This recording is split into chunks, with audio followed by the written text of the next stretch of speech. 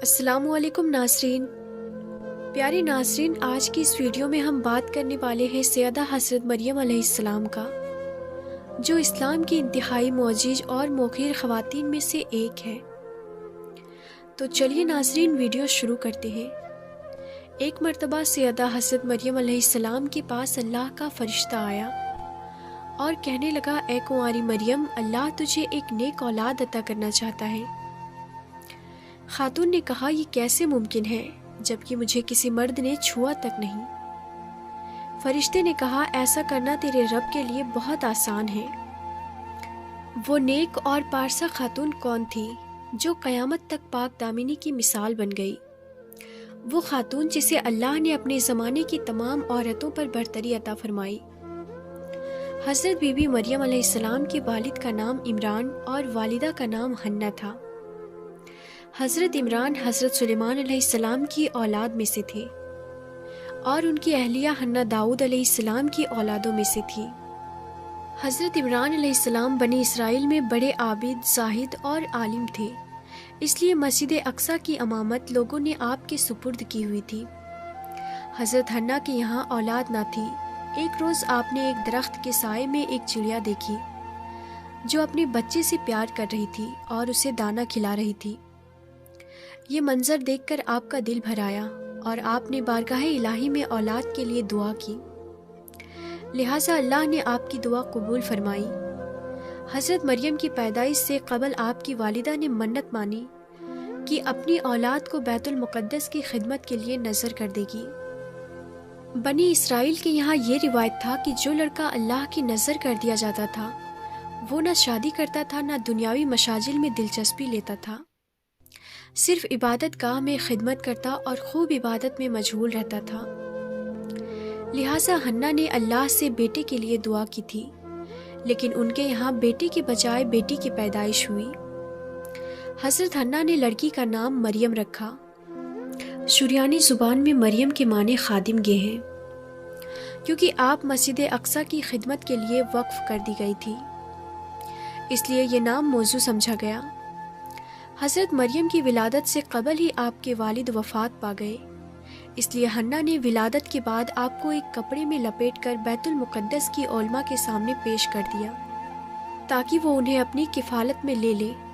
جب حضرت مریم بیت المقدس میں لائی گئیں تو مجاوروں کے درمیان اختلاف پیدا ہو گیا۔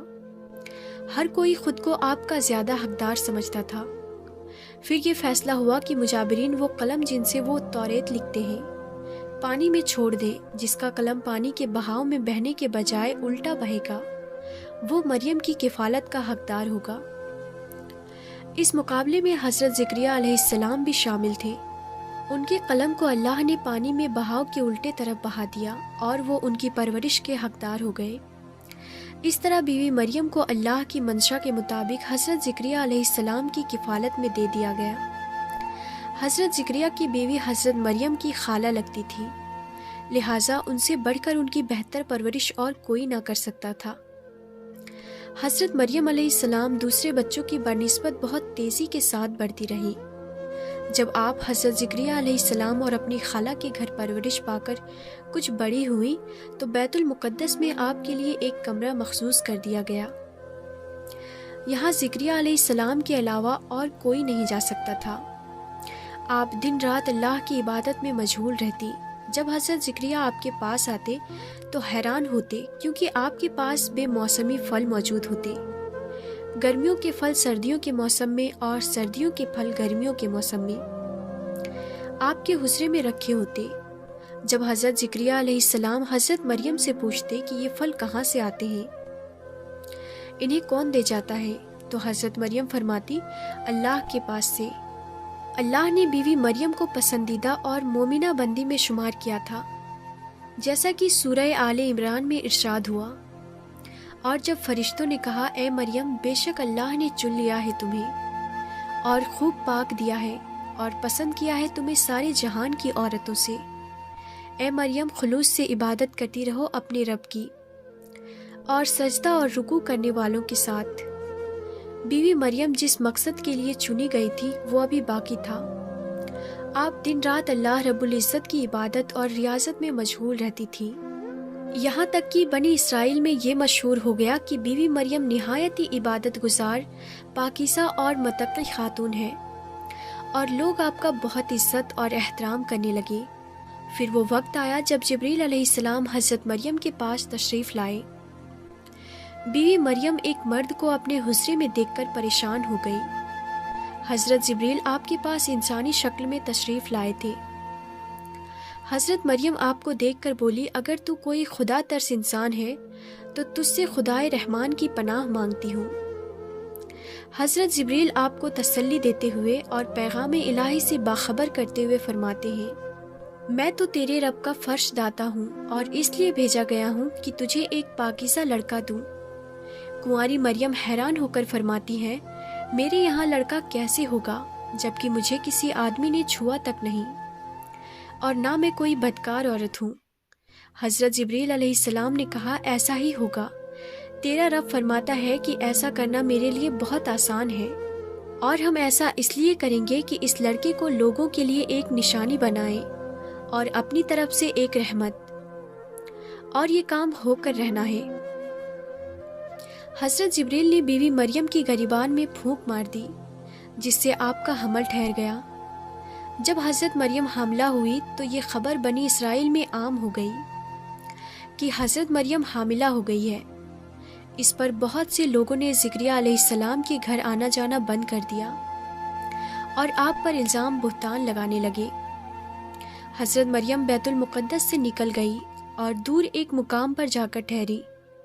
آپ اس مقام پر تنہا رہ رہی تھی کہ ایک دن آپ کو درد جے شروع ہو گیا۔ آپ نے ایک درخت کا سہارا لیا اور تنے کو پکڑ کر نیچے بیٹھ گئی۔ آپ جس درخت کے پاس بیٹھی تھی وہ ایک خشک درخت تھا۔ جب آپ اس درخت کو ہلاتی تو معجزے سے وہ درخت سرسبز ہو کر پھل دیتا تھا۔ حضرت مریم درد سے بے چین تھی، بدنامی کا خیال تھا۔ آخر گھبرا کر کہنے لگی کہ کاش میں پہلے مر گئی ہوتی اور بھولی بسی ہو گئی ہوتی۔ اس مشکل وقت میں اللہ نے حضرت مریم کے قدموں کے قریب ایک نہر جاری کر دیا اور ندا آئی کہ پانی پیو اور کھجور کھاؤ تاکہ جسم کو تقویت پہنچے، پھر اپنی اولاد کو دیکھ کر آنکھوں کو ٹھنڈک پہنچاؤ۔ اسی عالم میں حضرت عیسیٰ علیہ السلام کی پیدائش ہو گئی۔ آپ اپنے بیٹے کو لے کر قوم کے پاس آئی۔ قوم کے لوگ آپ کی گود میں بچہ دیکھ کر غضبناک ہو گئے اور الزام لگانا شروع کر دیا۔ ہر طرف سے لوگ تانا دے رہے تھے۔ حالت زار تنگ ہو گئی۔ تب مریم علیہ السلام نے بچے کی طرف اشارہ کرتے ہوئے کہا کہ اس بچے سے بات کر لو، تمہیں تمہارے سارے سوالات کے جواب مل جائیں گے۔ سرکش لوگوں نے کہا، بھلا یہ دودھ پیتا بچہ ہمارے سوال کا جواب کیسے دے گا؟ کہ اچانک عیسیٰ علیہ السلام نے بولنا شروع کر دیا۔ بچے نے کہا، بے شک میں اللہ کا بندہ ہوں، مجھے اس نے کتاب دی ہے اور مجھے نبی بنایا ہے اور مجھے بابرکت بنایا ہے جہاں کہیں بھی، اور مجھے نماز اور زکوٰۃ کی وصیت کی ہے جب تک میں زندہ ہوں، اور اپنی ماں کے ساتھ نیکی کرنے والا، اور مجھے سرکش بدبخت نہیں بنایا، اور مجھ پر سلام ہے جس دن میں پیدا ہوا اور جس دن مروں گا اور جس دن میں زندہ کر کے اٹھایا جاؤں گا۔ اس کے بعد حضرت مریم حضرت عیسیٰ علیہ السلام کو لے کر مصر چلی گئی۔ جب حضرت عیسیٰ علیہ السلام کی عمر مبارک 13 سال ہوئی تو بیت المقدس واپس آ گئی۔ روایتوں میں حضرت مریم علیہ السلام کی تاریخ وفات 35 عیسوی اور آپ کی عمر 51 سال لکھا گیا ہے۔ اسلام کے علاوہ کیتھولک اور آرتھوڈوکس عیسائی بھی حضرت مریم علیہ السلام کو نہایت ہی عقیدت و احترام کی نگاہ سے دیکھتے ہیں، اور آپ وہ واحد خاتون ہیں جن کا نام قرآن مجید میں درج ہے اور بائبل کے پرانے عہد نامے میں بھی موجود ہے۔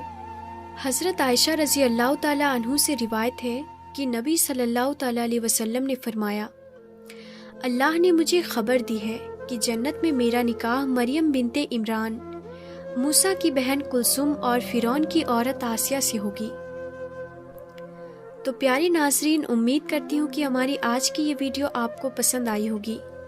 ویڈیو پسند آئی ہے تو لائک اور شیئر ضرور کر دیجیے گا، اور ہمارے چینل تابش علم کو سبسکرائب بھی کر دیں اور پاس میں دیے گئے بیل آئیکن کو بھی دبا دیں تاکہ ہماری ہر آنے والی ویڈیو کی نوٹیفیکیشن آپ تک پہنچتی رہے۔ پھر ملتے ہیں اگلی ویڈیو میں، تب تک کے لیے خدا حافظ۔